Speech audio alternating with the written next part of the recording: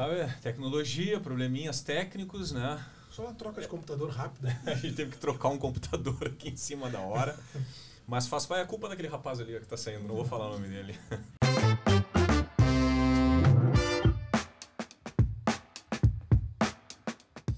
Galera, boa tarde ou bom dia para quem não almoçou ainda. Nós, por exemplo, hoje, convidado especial aqui no BProcast, a gente vai conversar com o Rodrigo Mendes. Eu até brinquei que é um cara que deu grandes alegrias, não para mim. E eu vou te falar uma coisa, cara.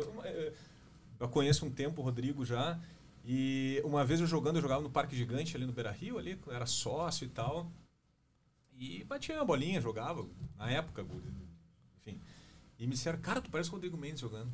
Cheguei a te falar isso alguma vez? Devo ter te falado. Ele deve ouvir tanta mentira que não acreditou em mim também.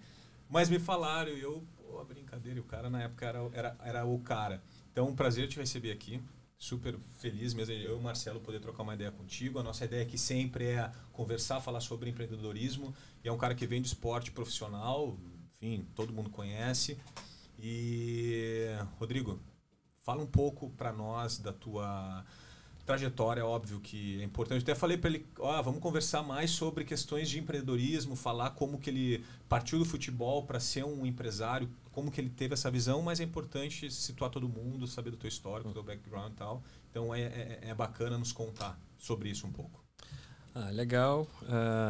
Antes de mais nada, obrigado por me receberem no programa. É muito bom revê-los. Há algum tempo já que a gente não se falava. Pois é. Né? E, bom, eu, como todo mundo sabe, eu fui atleta profissional durante quase 20 anos, 19 anos e meio, para ser mais exato, né? E uma trajetória dentro do Brasil e fora do Brasil, principalmente na Ásia, né? E depois que eu comecei a ter o pensamento de encerrar minha carreira profissional, eu comecei a questionar várias coisas, né? O que eu poderia fazer, né? Quais seriam as minhas... o que eu tinha que aprender em termos de ferramentas, em termos de conhecimento. Isso já... Isso já em 2010, 2011 ali. Sim. Né? E... Só para situar, em que ano que tu parou?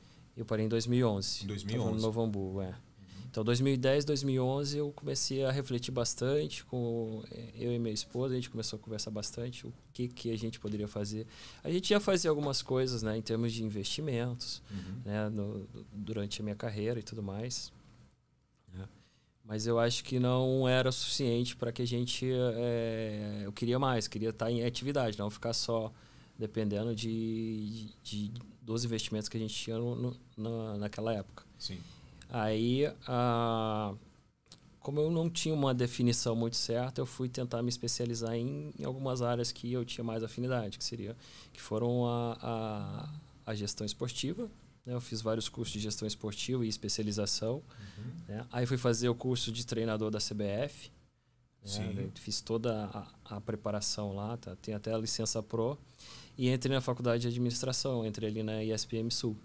Te formando em administração de empresas. Então. Eu fiz todo o curso de administração. Né? Tenho muito carinho pela ESPM, né, no caso. É uma formação muito sólida que eles têm ali. Então, e aí me formei em 2015 para 2016. Né, e terminei também junto com o curso da CBF lá. Eu comecei a trabalhar como treinador, trabalhei 2 vezes como treinador.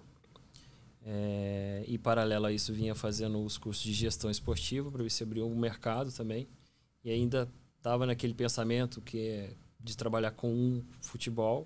Tu tinha dúvida ainda sobre isso? Sim. Trabalhar com futebol ou não? Não, trabalhar dentro de campo, Sim. mais na parte administrativa, na parte de gestão, no caso. Né? De ser treinador, por exemplo. Exato. Chegou a passar pela cabeça ser treinador. Sim, sim. E aí, como o curso de administração, ele amplia bastante teu pensamento, né? As tuas áreas de pensamento, no caso. Eu comecei a pensar em montar um negócio. Né? E aí Que tipo de negócio que eu poderia montar? Então, foram vários questionamentos que a gente... Chegou a pensar em alguma coisa nada a ver com o que tu tem hoje? Algumas coisas sim, porque quando você está parando, muitas pessoas te oferecem as coisas, né? Sim. Muitas. Desde aparelhos para tecnológicos, capa de celular, Bitcoin. Uma série de coisas assim que me ofereceram, que a gente analisava. Umas eu entrei, outras não. E aí eu vi uma oportunidade em relação a quadras esportivas lá na minha cidade. Tinha uma Qual a tua cidade? Uberaba. Uberaba, Minas Gerais. E aí eu falei, cara, eu vou investir nessa quadra, meu irmão vai administrar para mim e o que a gente fizer de lucro aqui, eu pago as contas da minha mãe, do meu pai, lá, porque eu sempre ajudava eles lá. Sim. E só que lá era uma quadra só, né? Já é a primeira lição. Nunca monta um empreendimento com uma quadra só, porque não vai pagar nem as contas. Sim. Então, a gente ficou nessa 2, 3 anos, e foi quando eu comecei eu entrei nas competições aqui de futebol 7, fiz uma parceria com a Federação Gaúcha, e eu e o Guilherme, né, no caso, vocês conhecem também, a gente assumiu a gestão da Federação Gaúcha as competições de futebol 7. Sim. Série Ouro e Série Especial. E aí, nesse período, eu comecei a pesquisar sobre os complexos esportivos, o que tinha, o que não tinha, o que seria mais essencial para as competições, né, o que os atletas queriam em termos de qualidade de espaço, de mas tu já pensava, quando tu pensava no complexo esportivo que tu tem hoje, tu já imaginava algo pensando para atletas, algo já num outro nível ou não? Quero ter quadras para alugar. Então, enfim. Exatamente isso. Nesse momento eu estava pesquisando se eu fosse montar alguma coisa, quais os diferenciais você tem um nicho ali eu iria utilizar. Né? Então, peguei bem o meu público mesmo, né? Que eram os atletas, que eram os treinadores, que eram os donos de complexo mesmo. Fui conversar com todo mundo. Eu jogava bola no Planet, né? E aí desenvolvi a ideia de uma coisa um pouco diferente, uma coisa que teria um aspecto profissional pro peladeiro, né? Sim, sim. E que os meus mensalistas, os meus atletas, eles se sentiriam muito prestigiados, como se estivesse jogando num todo palco legal. Todo queria ter sido Exatamente. profissional, né? Então, e aí uma vez que eu comecei a concretizar todas essas ideias, aí comecei a botar no papel, né? E aí uma vez que eu coloquei todo o projeto no papel, comecei a conversar com as pessoas, né? E aí tu começa a tua primeira guerra, né? Sim. Que é arrumar gente que compartilha com as tuas ideias. Nem sempre é possível. A gente acompanhou ali, a gente participou ali, né? Acompanhando, né? Visualizando a montagem lá do centro esportivo. Acho que legal falar, fala um pouquinho do que a gente está falando aqui do centro esportivo, mas explica o que é, né? Até para ilustrar a galera, né? Então que não é uma quadra, né? Hoje não, é o Centro Esportivo Rodrigo Mendes, né? Ali na Zona Norte. Só que nesse período que eu estou falando aqui, primeiro veio a ideia, a gente colocou no papel, né? E aí vamos pesquisar áreas em Porto Alegre para montar para tirar isso do papel, né? Então foram mais uns 4, 5 meses, não foi mais, foram 8 meses pesquisando áreas, né? Óbvio que tu já tinha uma ideia de tamanho físico. O projeto já tinha na minha ideia. Existia. A ideia seria iniciar com 3 quadras e uma área legal de infraestrutura, né? E o primeiro espaço que a gente pensou e eu comecei a negociar foi dentro do Clube de Portugal, ali indo para Viamão, ali isso, né? Quem vai daqui para lá. Que tinha uma área muito boa ali dentro. É uma grande. E aí a gente fez uma proposta para eles lá, mas como é um clube muito fechado, não concretizou a negociação. Tá. E aí depois o hipódromo, aqui pertinho. Sim. Era para ser, porque tem um projeto ali já, existe um projeto ali para dentro da pista mesmo, né? Sim. Tu passa por baixo ali. Tem um projeto ali ia ficar bem, há milhares de anos. Tem um projeto teoricamente ali é um projeto muito legal, tá? Mas também teve alguns embrólios em relação ao contrato de locação e não seria viável o projeto que eu queria. E aí depois, uma coincidência, assim, é sempre uma coincidência, né? Eu consegui o terreno lá na Zona Norte, né? E aí começou a batalha com todo mundo, né? Na Zona Norte é muito longe, que não tem nada na Zona Norte. Deu então, mas que não até é por pra isso? se localizar, assim, é uma região mais afastada, digamos, onde tu encontra esses espaços maiores, né? Então, mas enfim. E foi um achado, porque vocês foram lá, né? É um eixo muito importante. Sim. A Tarragô, ela liga a Protásio a Baltazar, né? Então... É longe, mas atende um quesito de fácil mobilidade, rápido de chegar, vias. Sim. Atende os quesitos para alguém que vai se locomover, fazer um esporte. Exatamente. E até porque os campeonatos eram aqui na Zona Sul. Ou era na MAP. Outro, né? Quando a gente fazia gestão, o campeonato era na MAP, daí saiu da MAP, veio para NC Sports, Sim. que também é ali do lado.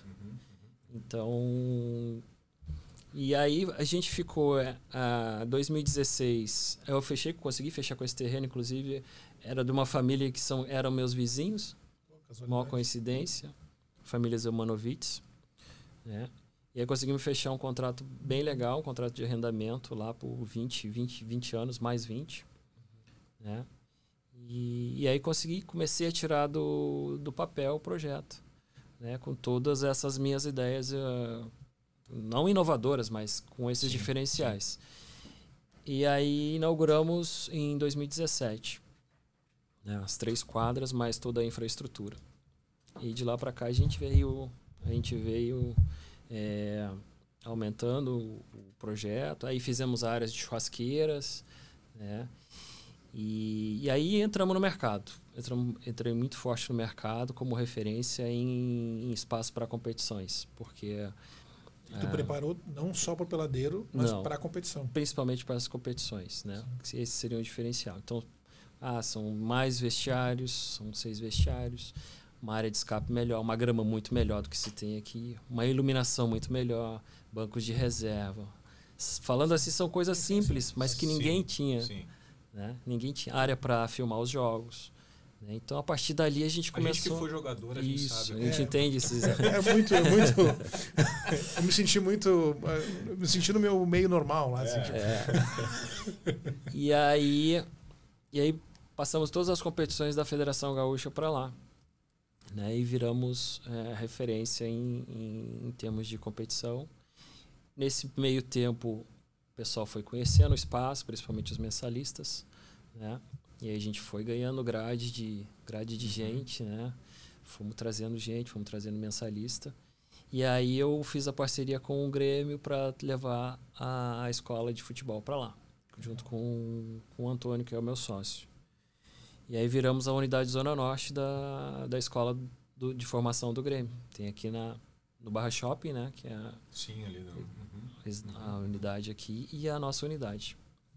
E aí montamos um time feminino também, que hoje é o principal time feminino de futebol 7 do Rio Grande do Sul e que participa de todas as competições. O futebol feminino nacionais. No futebol 7, ele também está num crescimento como no futebol de campo? É a mesma... Tá no mesmo Eu acho que o campo está mais avançado porque tem investimento, né? Tem investimento financeiro, mas o 7 também está muito equilibrado. Em relação ao masculino do 7 e o feminino do 7, sim.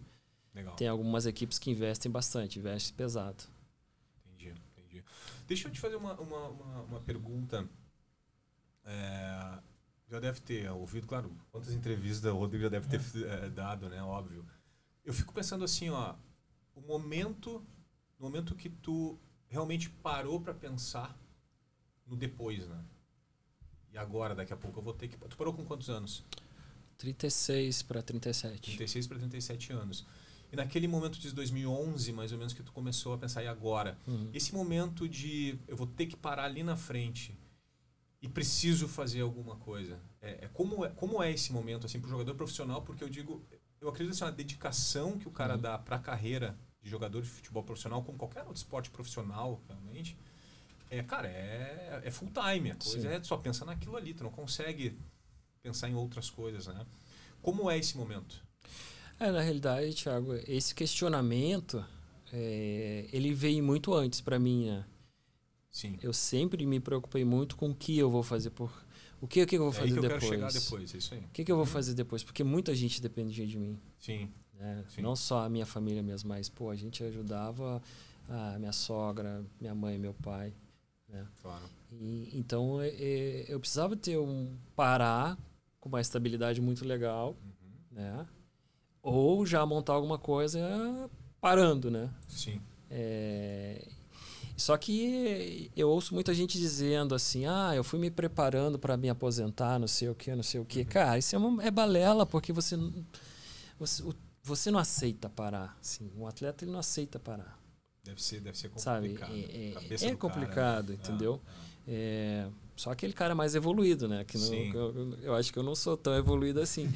Porque, cara, eu parei porque eu fui perdendo a motivação e já não era mais... Sendo bem sincero, perdi a motivação, fui perdendo a motivação porque eu estava jogando num clube pequeno. Se eu tivesse no Grêmio ainda eu não tinha parado. Sim. Né? E financeiramente já não era mais viável. Daqui a pouco eu estava mais investindo em jogar futebol. Eu estava quase pagando para jogar futebol. Então, já não era tão motivador assim. O prazer daqui a pouco estava te levando, te mantendo ali, já não tinha mais. E assim, eu sempre fui um cara que, graças a Deus, sempre disputei títulos, né? Então, uma hora que tu começa, vou jogar num time pequeno que não vai ganhar mais nada, que só vai ficar tomando pancada, não sei o quê, desmotiva mais ainda. Então, é melhor a gente E deve segurar. ser complicado, porque também pela história dele, né? O cara já passou por momentos heróicos, né? Então, daqui a pouco, se enxergar ali, vendo, e agora deve ser também... Né? Mas tu considera que que acredito que deva ter o profissional de futebol que ele não para e ele é parado, né? Tipo... Sim, a maioria das vezes, ele é parado, sim. Galera, não dá mais... Mas de um jeito ou de outro, Marcelo, a gente é parado. Parado seja por uma desaceleração... Seja pela vontade ou seja pela deficiência do corpo mesmo, que a gente envelhece. Né? Infelizmente, hoje, se eu tivesse condição, eu gostaria de estar jogando. Não, mas tu tá jogando agora... Eu consigo me manter ativo. Mas a pergunta, assim, essa questão da parada que tu foi mais consciente, deu para entender. Sim. Que já vinha havendo um preparo, mesmo emocionalmente não é tão fácil, mas já vinha havendo um preparo. Sim. Tu considera que foi mais fácil porque havia esse preparo? Já tinha um planejamento, já tinha um planejamento mínimo de como parar? Eu tinha um planejamento mínimo de como parar e eu sabia que eu tinha que parar, mas não foi fácil. Sim. O que me ajudou muito foi parar e entrar na faculdade. Legal. Aquilo ali para mim foi uma terapia. Parar, entrar na faculdade e fazer as outras atividades que eu estava fazendo. Né? E nesse período que eu estava me formando, óbvio, como eu te falei que muitas coisas apareceram para fazer, a gente comete alguns erros, a gente vai em coisas que não deve ir. Né? Como também a gente começa a acertar também. Tu fala em erros na hora de empreender. Em negócio, exato. É o que eu sempre falo, né? Assim, não tem cara que vai entrar na vida de empreendedorismo e vai acertar na primeira, né? A questão é não ser uma tragédia tão grande que realmente te leve à lona de verdade, né? Assim, e leve à lona muito mais na parte emocional, né? Não na parte financeira, né? Que, sim. Às vezes levar a lona o cara na parte financeira não é suficiente para desestimular o cara, né? Não, isso não. Mas às vezes emocionalmente quebra o cara mesmo, né? Sim. Isso como é que é? Se desiludir com a pessoa, se desiludir com a própria ideia que não deu certo, né? Várias isso faz parte, né? Eu vim pensando aqui no que a gente ia conversar e eu comecei a fazer alguns questionamentos e pensar assim, de como eu entendi o empreendedorismo, né? Nesses, 5 anos, 6 anos que que eu tô fazendo isso. Eu acho que, assim, é uma guerra. Eu entendo o empreendedorismo como uma guerra, sabe? É uma guerra contra o governo, é uma guerra contra as políticas, contra a economia, contra a burocracia, né? Às vezes é uma guerra contra você mesmo, porque não é toda hora que tu acredita que está fazendo certo. Muitas vezes, né? Né? Assim, mas só que assim, e é quase sem trégua, né? Eu acho que é quase sem trégua, porque às vezes tu ganha uma batalha, né? Tu faz um mês muito bom. Porra, consegui me vender. No caso grande. De vocês, consegui me vender, sim. Não sei quantos cursos. Ó, tô grande. No mês que vem... Tudo de novo. Tudo de novo. Começa do zero. Mas aí daqui a pouco, no meu caso, pô, a gente faz um mês legal. Eu já, por exemplo, em março, eu já tinha o ano inteiro vendido já de competições, até dezembro. Porra, isso é uma batalha. A gente vai realizar elas, né? Semana a semana. Mas no final do ano a gente sabe que essa é uma batalha que a gente vai ganhar, né? E assim, estava tendo uma procura tão grande de mensalistas que a gente fechou, por exemplo, a gente fechou em março do ano passado, né? Quando começou a pandemia. A gente estava com, acho que era 48 mensalistas. Para março agora, eu já tinha fechado com 75 mensalistas.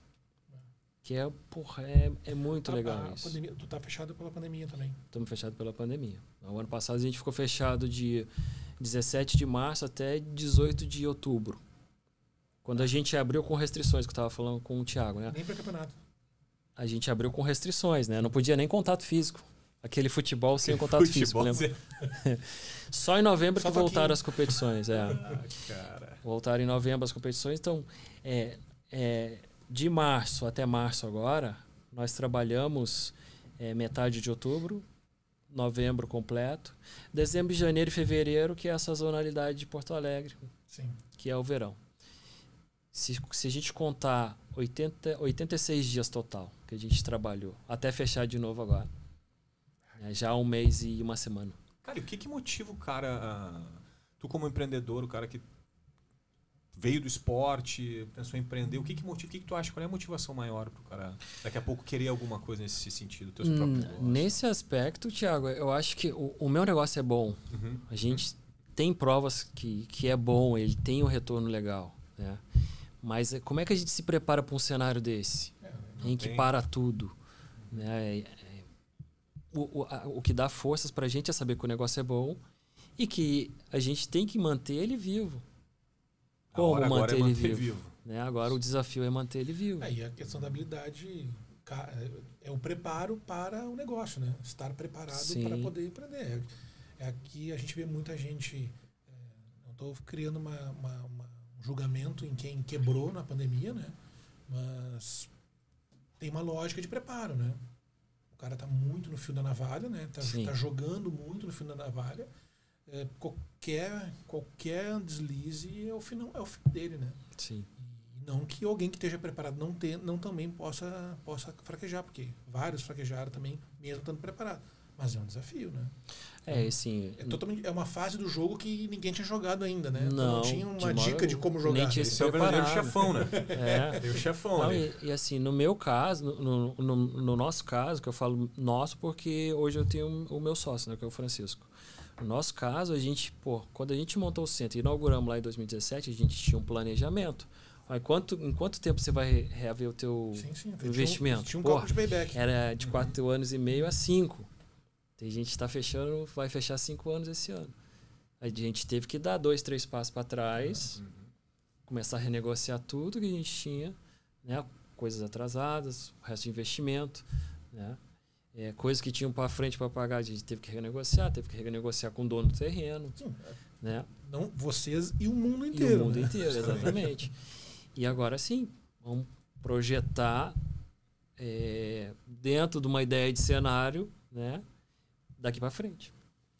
Tu falou em renegociar, acho que também é um tema que eu tenho falado bastante, conversado bastante, assim.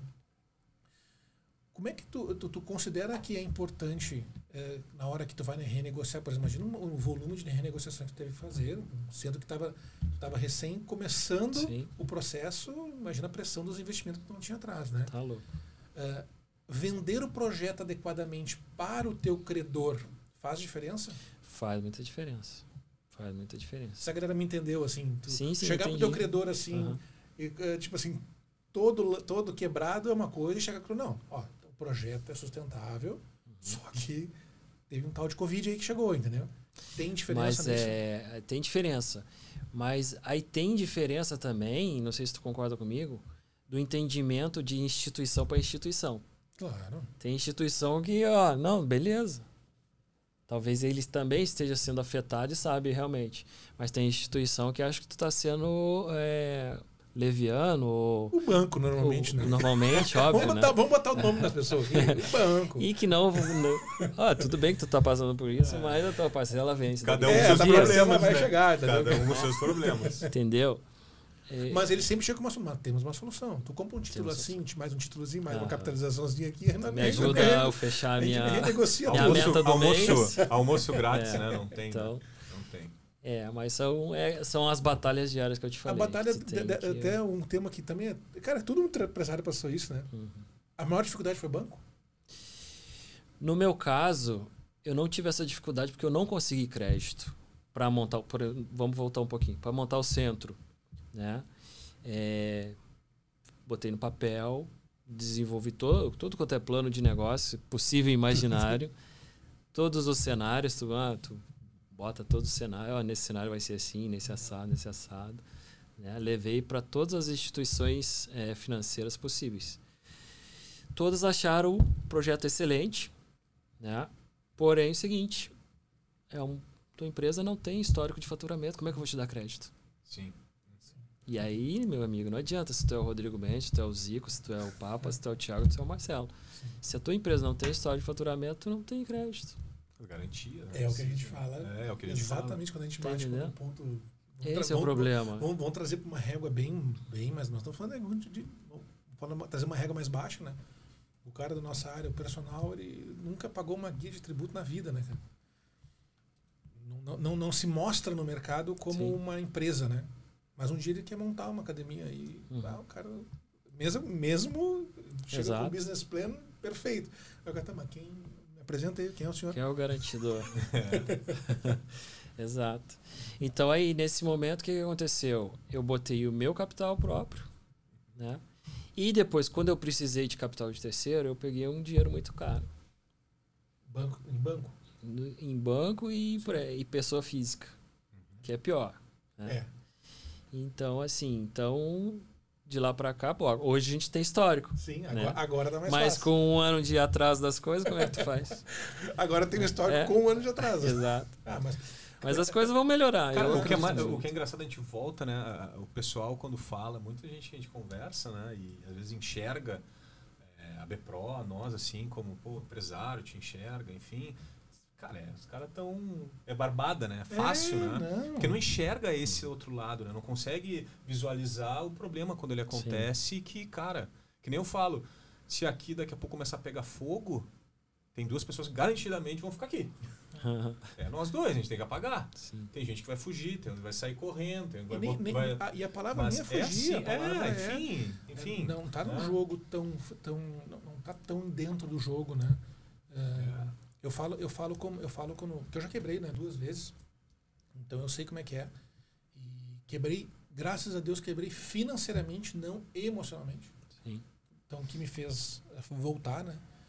Mas quando o empresário quebra, quando alguém, não menosprezando quem é funcionário, quem optou por isso, assim, dessa maneira, mas quando ele é demitido, tem 40 pessoas para botar a culpa. O chefe é isso, aquilo, meu colega. Agora, quando o empresário quebra, tu olha pro lado, tá aí, agora quem é que eu vou botar? É tu e deu, guerreiro. Não tem mais ninguém. A gente passa por isso aí. Então, quando a gente... Agora um Covid da vida que vem, uma crise que nem essa, que tu vê totalmente organizado, todo estruturado, business plan, tudo pronto. Entra, parece que estavam jogando videogame, entrou numa fase, mas isso aqui não estava no manual, cara. Não tem muita saída aqui, né? Não tem muita saída. E não dá para morrer 200 vezes até aprender. Não dá para morrer. Não pega uma fichinha para não dá para morrer. E é muito complexo, né? Tipo, a gente BPRO, comentei isso em outras situações, a gente estava tri-organizado, caixa. Claro. Vamos lá, o manual da administração, 3 meses de caixa, 3 meses de fluxo. Tá, mas ninguém falou que tinha que ser 6 meses, né? Vão ter que rever os estudos da administração para... Então, eu acho que isso aqui vai virar página. Exato. E vai ter que entrar nos livros de tudo quanto de gestão. De gestão, de administração, de tudo, cara. Porque a gente escuta no mercado assim, demitir todo mundo, uns seguraram. O que é o certo? Então, não tem certo. Não tem certo e errado, né, cara? Uns suspenderam, outros deram... Tem de tudo, entendeu? Reduziram a jornada. E agora, qual a receita para conseguir vencer, né? Então... Eu diria que, no nosso caso, eu percebo literalmente que foi o teu caso também, a primeira coisa é botar a cara, né? Sim. Ó, estamos com problema, uhum. Mas o projeto é legal, mas estamos com problema. Então, eu preciso agora eu preciso de prazo para a gente conseguir ganhar fôlego, né? Exato. Mas a pior coisa, Marcelo, é esse negócio. É tu não conseguir... Tu vai lá, tu consegue negociar, mas tu faz uma promessa e aí tu consegue trabalhar 1 mês e no outro mês tu para de novo. E as pessoas não entendem isso. Tu sabe que... não querem entender. Tu sabe que na primeiro mês de fechamento, que eu fiz as primeiras rodadas de negociações com todo mundo, banco, financiamento, cacete todo. Mês que vem. Cara, quando eu fui fazer a segunda rodada, galera, é o seguinte, agora eu preciso stop. Eu não preciso pause. Uhum. Eu preciso stop. Porque a gente não tem perspectiva, entendeu? Alguns eu recebi não, alguns eu recebi sim. Os que eu recebi não, eu tivemos que olhar e dizer... Então tá. Mas é difícil isso. E é o empreendedor que bota a cara e faz a promessa, e a promessa às vezes não cumpre, e a outra parte tá frágil do outro lado também, né? Sim. É difícil. A gente passa por isso aqui também. E muitas vezes quem não entrou no jogo de empreender, não entrou no jogo de se colocar no risco, não compreende isso, entendeu? É difícil entender isso. Sim. Porque atrasou o cartão de crédito dele. E o banco tá ligando. Mas não está decepcionando pessoas, né? Sim. E às vezes a gente está decepcionando pessoas, né? Completamente. Completamente diferente. Isso é complexo. Esse perfil de empreendedor, ele sempre existiu em ti ou não? Isso veio depois? Consegue imaginar alguma coisa assim? Eu sempre... eu acho que sim, Thiago, porque sempre... Quando eu fazia um contrato, eu procurava segurar uma grana e comprar um imóvel. Isso de uma maneira ou de outra, isso é um negócio que tu faz. Claro. Né? Protegendo o teu patrimônio, e daqui a pouco tu compra um imóvel para locação. Então já é uma outra renda passiva que tu tem. Sim. Então, de certo modo, eu acho que sim. Né? Mas eu vou te falar assim... É que a gente fica sofrendo, né? Se eu tivesse o conhecimento que eu tenho hoje, quando eu tinha aquela grana. Ia ser uma barbaridade. Isso é duro, né, ia cara? ser fácil. Mas, assim, eu acho que, no caso dos atletas, né? Vamos mudar um pouquinho o foco. Se o atleta entendesse que ele é uma empresa, porque ele é rodeado de muita gente, e às vezes de vários funcionários... Né? E é um que tem que lidar com a imprensa, é outro que tem que lidar com a contabilidade, é outro que tem que lidar com a parte jurídica. Ele tem que ter, pelo menos, no mínimo, um advogado, um contador e um cara da mídia. Né? Então, o cara é uma empresa. É uma empresa. E ele tinha que contratar alguém que ensinasse para ele uma educação financeira também. É interessante, é legal ouvir, né? Tem que ter... Primeiro, eu acho que o Brasil é pobre disso. Nas escolas tem que ter... Minha filha me falou que está estudando, está fazendo um curso à parte de educação financeira. Deu, pô, que ótimo. Bacana. Que ótimo. Porque é meio básico, né? É meio que um processo básico de construção, né? Se tu não sabe o que fazer para lidar com o teu dinheiro, né? Exato. E, na realidade, assim, se tu não sabe o que fazer, alguém vai saber. Ou pelo bem ou pelo mal. O jogo é esse. Alguém vai saber. E vamos pegar no caso de atleta, talvez o empresário contratante sabe o que fazer, entendeu? Sim. E aí vamos usar um termo assim, tu fica vendido na mão de uma pessoa que está tomando decisões por ti, né? Porque alguém vai tomar decisão. Ruim ou bom. E o atleta ele é fragilizado, assim, porque vamos botar aí, 95% das vezes é um cara que vem de uma área que não tem muito ensino, sim, ou de uma área mais pobre. Eu vim de uma área mais carente também, né? E assim, e muita gente passa a mão na cabeça. Entendeu? É muita gente passando a mão na cabeça. Ao invés de passar a mão na cabeça, o clube tinha que se estruturar para não criar os monstrinhos, né? Porque lá o moleque com 15 anos já tá ganhando lá, independente do que ganha, mas já tá ganhando bem. Ganhando muito pode mais fazer que qualquer um de 15 anos. Sim, aí deixa fazer o que quiser, não pode. Tu já viu muitos se perdendo nessa... Centenas. Porque vamos combinar que deve ser difícil, né? Porque imagina, o cara passa sem contrato com um contrato ganhando, sei lá, pouco, daqui a pouco, pá! E hoje 19, então, né? Anos, só que assim, vamos voltar naquela, né? O que a imprensa passa hoje é menos de 1% Sim. dos atletas ganham muito bem. Né? A realidade do futebol é 98% dos atletas ganham até dois salários mínimos por mês. 98%? Até 98%, é. Nós estamos pegando essa é a realidade do Brasil. Divisão lá que é a maior, a base da pirâmide é maior, né? Hoje, segunda divisão hoje está pagando bem. A gente tem até a quarta divisão, né? Tem até a quarta divisão e tem muitos clubes que não tem divisão, não jogam divisão nacional nenhuma, né? Entendeu? E contratam um profissional de futebol. Sim, e são clubes profissionais, né? E dentro desse teu tempo, dentro do esporte, tem alguma coisa que tu, hoje, não na época, mas hoje tu conseguiria trazer de lá assim, algo que te ajuda hoje no teu empreendimento, como conhecimento, enfim, experiência, alguma coisa assim? Acho que primeiro a resiliência, né? De tu não desistir das coisas, acertando ou errando, né? E a vontade de aprender, cara. E aí tu tem que aprender tudo diariamente. Acho que porque todo dia tem que ser uma lição que você vai corrigir um erro ou que não vai voltar a cometer o mesmo erro e que tu vai aprender a lição. Porque a gente escuta muito futebol, né? O cara vai lá o ano inteiro treinando, a final do campeonato, perdeu.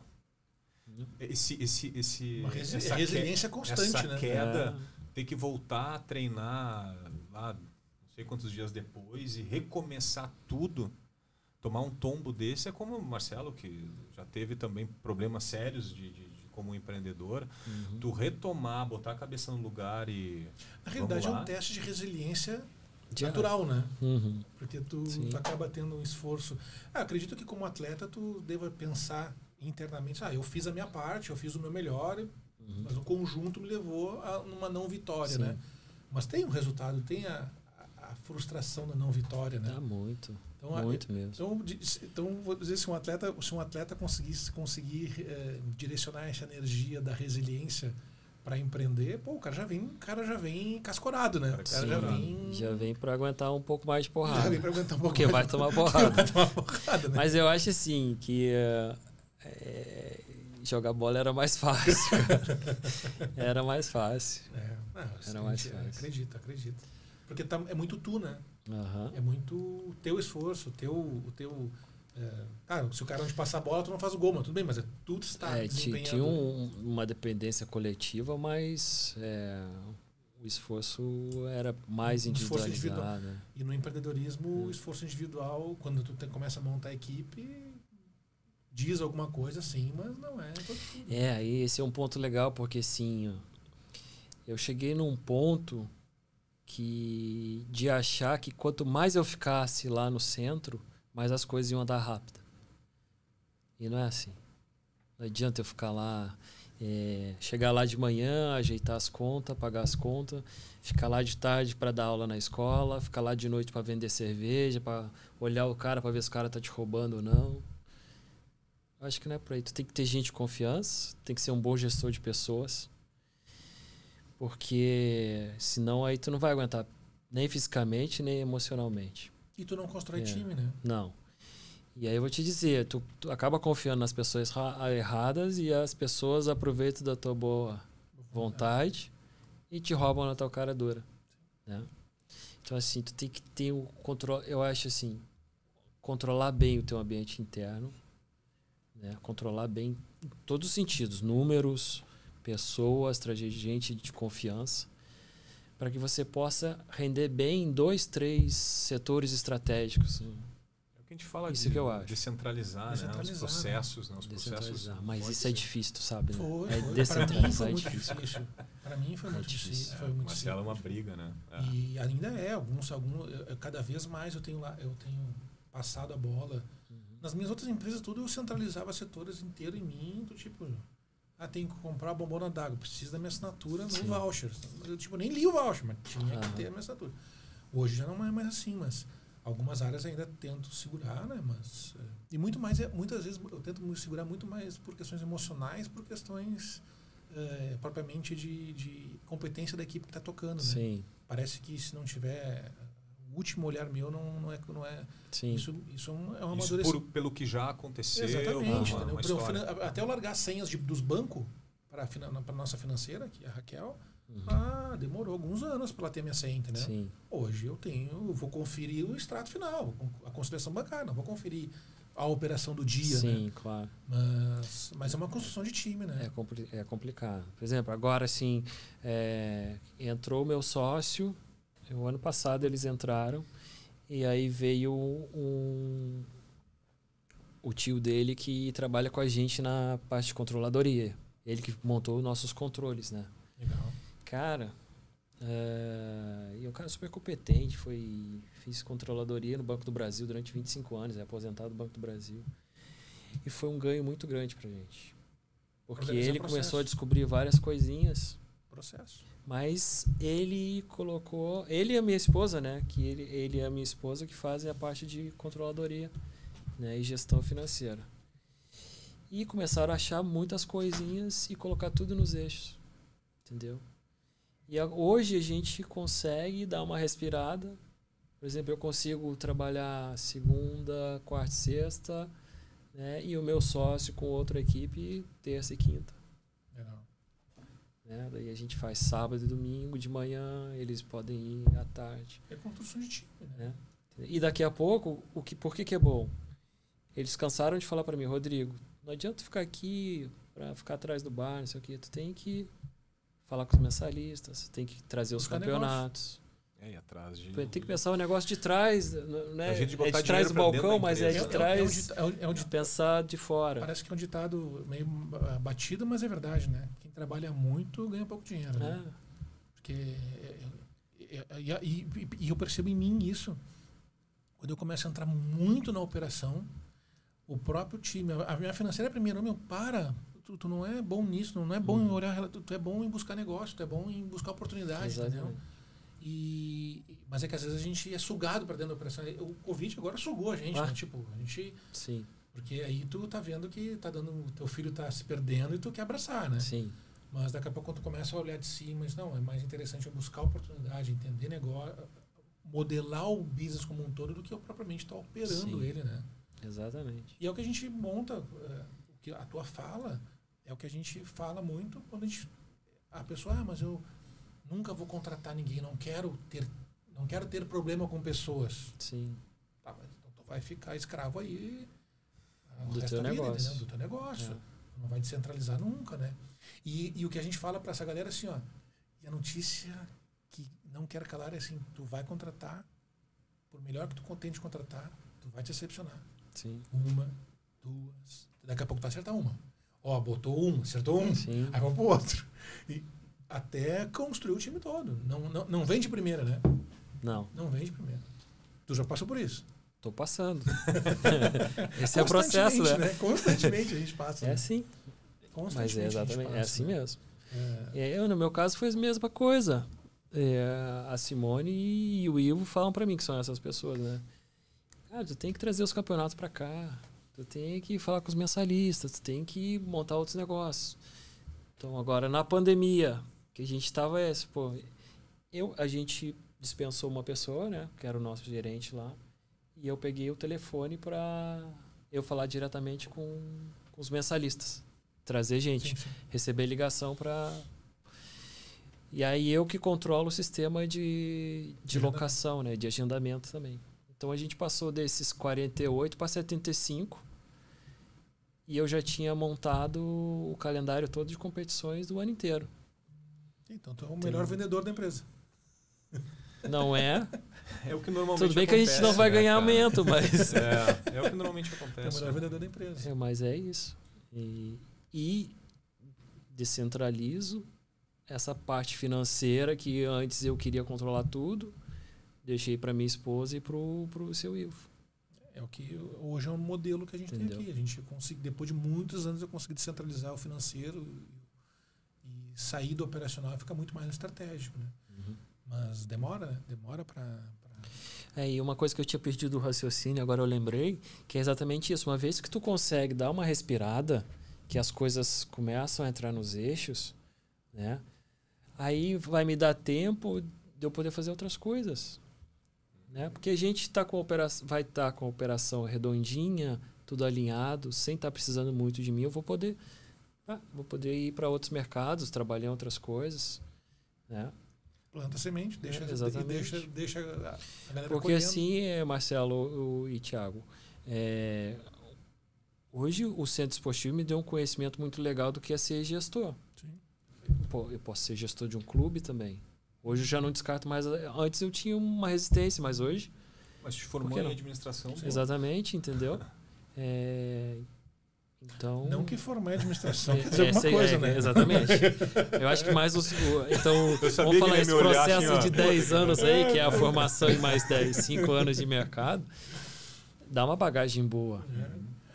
Na realidade, eu acho que a formação de administração faz com que a gente identifique, depois que a gente comete o erro, o erro que a gente cometeu. Né? Eu não devia ter feito isso. Eu estudei esse troço.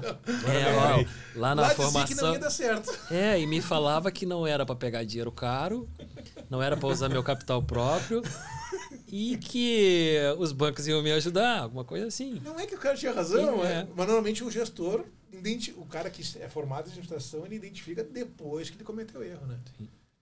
Cara, e que loucura, né? Porque a gente fala com profissionais de educação física que abriu um espaço, um estúdio, enfim, coisas pequenas, né? E, cara, se nós, profissionais de educação física, a gente não sabe, né? A gente não sabe nada de gestão, né? A gente não aprende isso. E ouvir de administradores que também vão só aprender isso depois na prática lá e tendo suporte também de outros profissionais, pô. É como se fosse um... Não, mas tu sabe que às vezes porque a galera que nos acompanha sabe como é que é o nosso modelo aqui, né? O Thiago é a parte técnica, eu sou a parte de gestão, né? E aí se tem no mercado como isso é um sucesso, né? Tipo, tem um cara técnico, tem um administrador, é sucesso garantido. Aí algumas pessoas veem em mim. Não, eu tenho um primo, um sobrinho, que se for agora de administração, o que tu acha? Eu digo, cara, eu acho que ele não entende nada de administração. Primeira coisa. Mas se ele vai entrar na empresa e vai cuidar disso, tem mais chance. Ele vai errar pra caramba. Mas se ele vai ficar olhando isso, ok, mas não tem. É um bom início. Não acredite que ele vai vir como um oráculo do conhecimento. E muitos eu escuto muito, né? Pô, mas tu tem sorte, tu tem o teu cunhado, o cara é administrador de empresas. Aí eu sempre tenho assim, cara, a verdade é o seguinte, não é porque ele é administrador, é por outras coisas, principalmente pela experiência dos erros. Né? E uma coisa que o Marcelo me falou lá no início, quando a gente conversou as primeiras vezes, foi, cara, a gente tem que planejar, esse é o plano. Sim. Mas tem que ter o plano se der tudo errado. Qual é o plano se der tudo errado? E normalmente não se faz sem isso. Sem contar, né? com o Covid, né? Sem contar com o Covid. O Covid não mas conta nessa foi aquilo que eu te perguntei. A gente monta um plano, um business plan. Um cenário favorável, no mínimo 3 cenários. Negativo. Mas esse cenário Covid não mas existe, tu sabe, cara. eu tô aqui mais para fazer perguntas do que para comentar, né? Mais com vocês. Mas o Marcelo falou uma coisa interessante. E se eu estiver falando muito, tu me fala, Thiago. Depois ele terminou assim, tava bom o teu podcast, Marcelo. Era nosso convidado, Marcelo. E, cara, até me perdi. E o Marcelo falou que vai renegociar. Isso é interessante. Tu vai renegociar e o momento que tu fez a primeira vez dá uma pausa aí. Foi no banco, foi nos credores e tal. E depois parou, pausa. Stop. Para tudo. Não sei quando eu vou te pagar. Então, confia em mim, confia no meu histórico, confia no que eu tenho. É o seguinte, para. E acabou. E muitos também trocam uma ideia com a gente e não sabem. É como se a galera tivesse até vergonha de pedir pinico, né? De chegar lá daqui a pouco e tentar trocar uma ideia. Mas não é nem isso também, né? Agora, imagina assim, vocês... Vamos pelo basicão. Vocês têm alvará para funcionar. Eu tenho alvará para funcionar. Eu tinha te falado que tinha mais de 4.500 estabelecimentos no Rio Grande do Sul. Sim. Só campo, quadra de futebol, quadra de areia. Quantos desses tem alvará? Então, como é que quem não tem alvará para funcionar, como é que vai pedir crédito? Como é que vai pedir arrego? Não tem, cara. Eu peguei dezenas. É isso que é difícil pedir para negociar. Não, aí já é outro. Eu peguei dezenas de amigos e do meio, do pessoal que eu dou mentoria, pessoal do setor fitness. Os caras vinham apavorados, cara, eu tenho equipe. Cara, mas o governo tá dando dinheiro até dentro dos olhos, cara. Tá sobrando. De verdade, no meio da crise chegou para nós, eu cheguei a fazer caixa. Porque era empréstimo a 3% ao ano e toda a questão da redução salarial que o governo está pagando. Mas é que tá tudo negro, ninguém tá contratado, ninguém tá no papel. Tudo por fora. Cara, então agora tu tá com problema. Então agora realmente tu tá com problema, né, cara? Aluguel. O cara já vem brigando com o dono do prédio há 5 anos. Entrou a pandemia, eu não vou te pagar mesmo agora. Cara, tu já não estava pagando antes. Aí sim, os caras entraram com a marreta. Mas o cara não me entendeu na pandemia. Não, cara, tu não construiu uma relação saudável. Perfeito. E aí tu não construiu uma relação tão saudável, o outro lado, agora que tu vai sair. Então, vários despejos aconteceram. E aí o Tribunal de Justiça, né, trancou os despejos no meio da pandemia. E aí parece que a galera, não vai dar nada. Abriu o tribunal, começou um despejo atrás do outro, né? Sim. Por quê? Pô, tu já não me pagava antes, tu quer dizer que não vai pagar agora? Não, tu não mudou o cenário nenhum, né? Exatamente. Então, quando tu constrói essa relação de longa data, né? Essa relação saudável com teus credores, com teus pares, né? É mais fácil de negociar, né? Mas é bem mais fácil. Com certeza. Tu disse que além tem teu empreendimento, mas também tu é presidente da Federação Internacional. Internacional de Futebol 7. Futebol 7. Isso, como é que funciona? A federação, ela faz principalmente, ela é responsável pelas competições internacionais, né? Tem a Liga das Américas, tem as competições intercontinentais também, que tem a International Cup, que o ano passado foi em Orlando. A Liga das Américas, o ano passado foi aqui, mas esse ano vai ser no Chile. E o Mundial de Clubes, né? E a Copa do Mundo, né, de seleções, no caso. São essas 5 competições que a gente é responsável. E como fica mais fácil, como já tem o calendário formalizado, né, já há 2 anos e meio, então já praticamente a função é entrar em contato com as seleções e com os clubes, ver quem se classifica, né, no caso nas competições nacionais, e organizar toda a logística de todo mundo. Mas tu joga? Tu tá eu falando, jogo. a gente vai, mas tu tá também em campo. Sim, o ano passado. De vez em quando. Ano passado eu joguei pela Chapecoense, a Liga Fut 7. E aí era o meu evento de despedida aqui na Copa América da seleção. Eu ia jogar o último evento da seleção. Mas aí meu filho pegou Covid e eu fiquei em casa de quarentena. Daí não.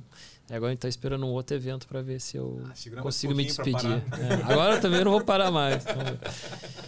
Mas assim, a gente ficou prejudicado porque a ideia do presidente, que seria mais utilizar a minha imagem, né, a gente trabalhar em outros mercados.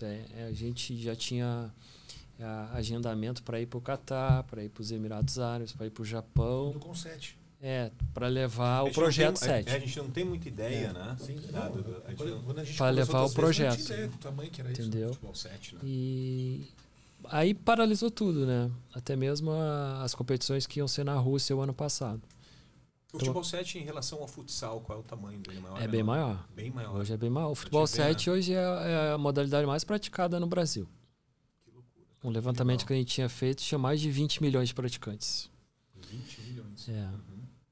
Isso tem... O 7 foi tomando conta porque os campos de várzea foram reduzindo, né? Foram dando espaço a empreendimentos imobiliários e muita questão da violência também, principalmente aqui no Rio Grande do Sul, né? Sim. E aí começou as quadras de 7, as competições de 7, e aí as organizações. E existe uma análise de negócio que 7 é melhor que 9, que é melhor que 11. também para alugar, Sim. uma relação de espaço, lucratividade. Tu tem quadras de 6 e quadras de 7 e quadras de 8, no caso. Sim. Por exemplo, culturalmente falando, eu acho, aqui o 7 pegou mais. Né? Mas agora, por exemplo, a minha quadra lá em Minas era pequena, era uma quadra de 5 para cada lado. O tamanho de uma quadra de futsal, porque lá era mais fácil juntar 10 pessoas do que 14. Uma lógica de negócio. Mas aí por causa da região. Teve uma época onde era futsal, né? Era todas as quadras. Jogar o futsal. Na realidade, essa era uma quadra muito tradicional da cidade, que tinha mais de 40 anos, era quadra de taco ainda, né? E aí eu botei a grama sintética. E normalmente se fazia isso. Aí começou a ideia da grama sintética e colocaram em cima, no mesmo espaço, no mesmo tamanho físico, de uma quadra de futsal. E aí mudou. Teve uma mudança enorme ali naquela. Tanto é que tu ia, às vezes, para jogar por causa da grama sintética, né? Aí vai virando uma coisa muito pessoal, né? Por exemplo, no meu caso. Aí as pessoas me falam assim, os pais me perguntam, o que é melhor para o meu filho na iniciação? É o futsal ou é o fut7? Cara, hoje, pra mim, o fut7 é muito melhor, porque tu já tá na grama, que seja sintético ou não. Entendeu? E o espaçamento, hoje aprovado pela FIFA, tu vai de 3 a 5 anos, tu começa no 3 contra 3. De 5 a 7, tu vai pra uma quadra do tamanho de futsal. Né? De 7 a 11, tu joga numa quadra de fut7. E aí, aos 13 anos, tu vai pro campo. Normal. Mas aqui no Brasil, com 5 anos de idade, o nego bota lá o centro. Campo de 100 por 65 pra molecada jogar. Isso tu fala quando o pai quer começar uma iniciação para uma ideia de levar o jovem até virar um atleta profissional, isso? Sim. Isso são os dimensionamentos aprovados pela FIFA, né? E aí eu acho que o piso, assim, o salão sempre foi muito... Eu vim do salão, na realidade, também, né? Eu acho que todo mundo da minha geração, até porque não tinha... Lá naquela época, né? Eu sou mais velho que você, né? Mas não tinha grama sintética. Era barro... Era barro ou barro. Que o Marcelo jogava. O asfalto, né? Jogava, Era barro ou asfalto. Você é centroavante, rapaz. Tá louco. Trombadora.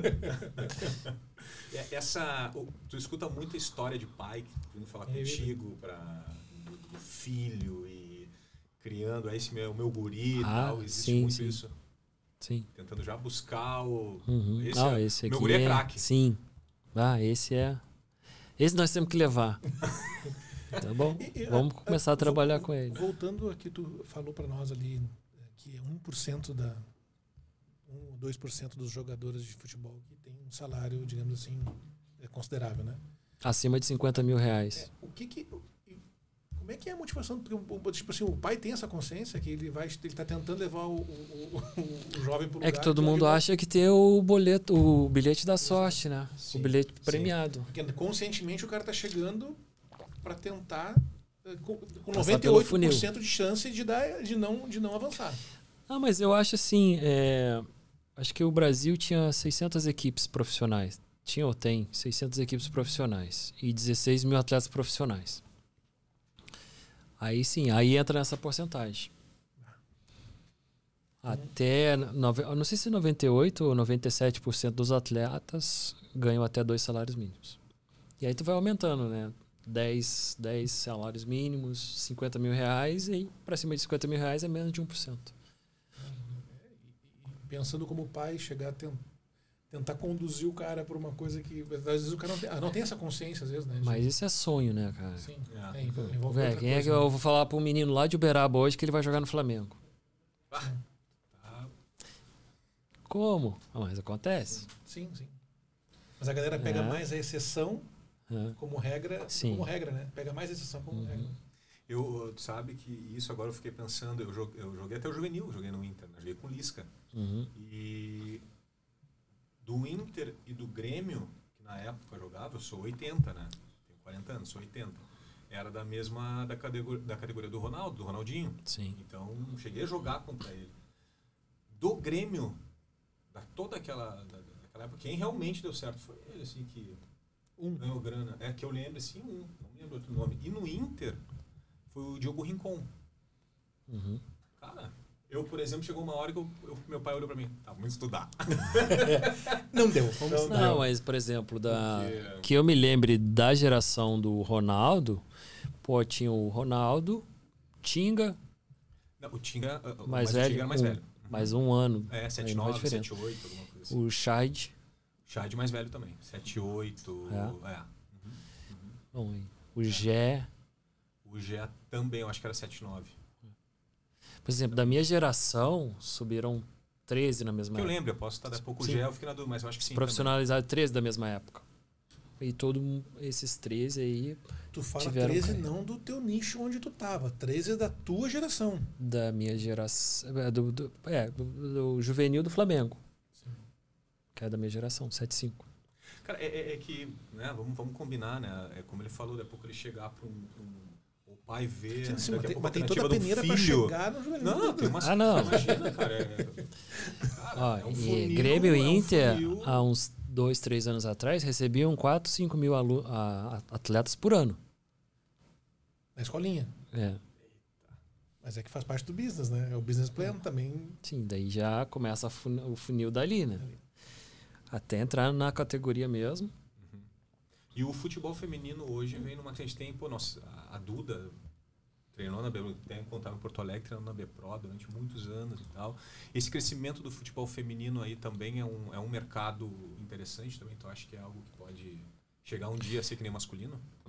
Eu não sei se financeiramente chega a ser em termos de investimento, mas que a obrigatoriedade de ter uma equipe feminina profissional alavancou, né? Alavancou bastante. Daí tu não pode ter só o profissional, tu vai tirar atleta da onde? Sim. Aí tu tem que ter uma base também. Justamente. Então daí tu já criou todo um nicho de mercado, né? Um ecossistema em cima disso, né? Cara, é impressionante, né? E a gente tem muita gente que quer jogar. A Duda fazia umas peneiras ali que dava 600, 700 meninas. A Duda, na verdade eu falei com a Duda do podcast e tal, ela até falou, eu vou em Porto Alegre tal dia, naquele dia não deu. Agora tô esperando ela vir de novo. Agora eu falei pra ela, agora vamos ver se tu vai voltar a falar comigo, né? E aquela lá é o espírito empreendedor, né, cara? Porque ela sempre acreditou, nunca escolinha, parou, né? Nunca parou e sempre tomando revés de lá, aqui, sempre buscando, tentando alternativa. E, cara, hoje tá no espaço legal dela, coisa boa, né? Olhar ela assim, ver o sucesso dela. Cara, eu acho que eu teria tanta coisa pra perguntar de futebol aqui. eu tô me segurando pra não virar um papo de futebol, né? Então, eu tenho um pouco de... Eu não queria entrar muito no futebol para também não ficar... Até porque o Rodrigo já deve ter falado 500 vezes sobre um monte de assunto. Teria várias perguntas. Para quem quer começar a empreender agora, qual seria a tua dica? Cara, eu acho que primeiro... Em 2 momentos. Vamos pensar num cenário normal e agora. Acho que primeiro tem que ter um mínimo de conhecimento. Né? E saber que vai ser complicado. Saber que vai ter que enfrentar bastante coisa. Isso sendo otimista, né? Não é jogo ganho. Não é jogo ganho. Não existe nada fácil. Não é só ter um produto bom, né? Essa é verdade, não é só ter um produto bom, né? Precisa de muita coisa. Você tem que vender o produto bom, né? A gente sente isso, né? Mesmo. Às vezes o Marcelo para pra pensar, cara, a gente tem coisas assim que a gente pode vender aquilo ali, essa informação. Mas às vezes falta, mas como que a gente vai vender isso, né? E o problema desse conhecimento é tu vai pegar um produto pronto ou tu vai desenvolver o produto? Qual que é o teu público? Para quem tu vai vender? Né? São várias questões antes de como é que tu vai montar o produto? Qual é o investimento? Né? Eu recebi até uma pergunta, a gente recebeu uma pergunta no Instagram ali, perguntando, como é que eu faço para, resumindo, né, ganhar mais e trabalhar menos? Essa foi a pergunta, né? Cara, principalmente na nossa área, que é de academia, de produto, hoje o online está muito forte, os treinamentos online e tal. Se tu fizer que nem os outros, cara, se tu tem a mesma ideia que os outros têm, vai dar teu treininho online ali na tua casa sentado, agora faz isso, faz aquilo. Cara, não tem milagre, né? Tu precisa ter um diferencial, uma entrega diferenciada. Tu tem que ter o teu produto, tem que ser bom e tu tem que saber entregar ele bem feito, né? Não só vender, entregar ele com qualidade. Eu acho que é um... Até vou anotar essa frase aqui para falar na nossa aula na segunda-feira.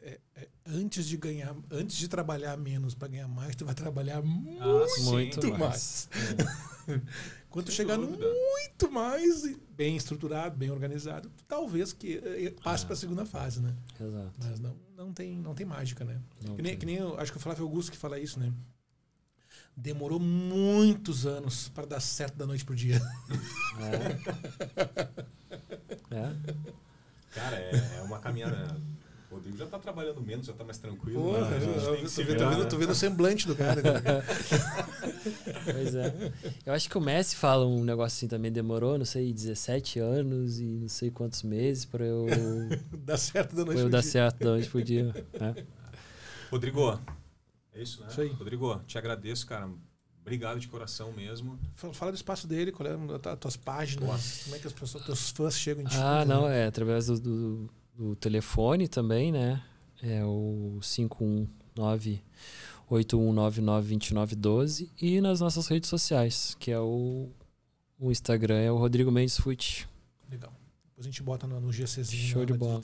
Fute, F-O-O-T, né? Rodrigo Mendes, Fute, O-O-T. Então vai lá. Dá uma olhada nas redes sociais e qualquer coisa fala com ele. Cara, te agradeço. Obrigadão. Bem legal mesmo. Obrigado por me receberem mais uma vez. Foi muito bom bater um papo assim. A gente vai falar mais sobre isso e te trazer aqui de novo. Show de bola. Já depois da pandemia voando. Trabalhando menos, ganhando muito mais. Só nas câmeras olhando, vamos ver se tá tudo certo, tomando um vinho. Mas esse é o problema. Valeu, galera. Obrigado. Valeu. Tchau.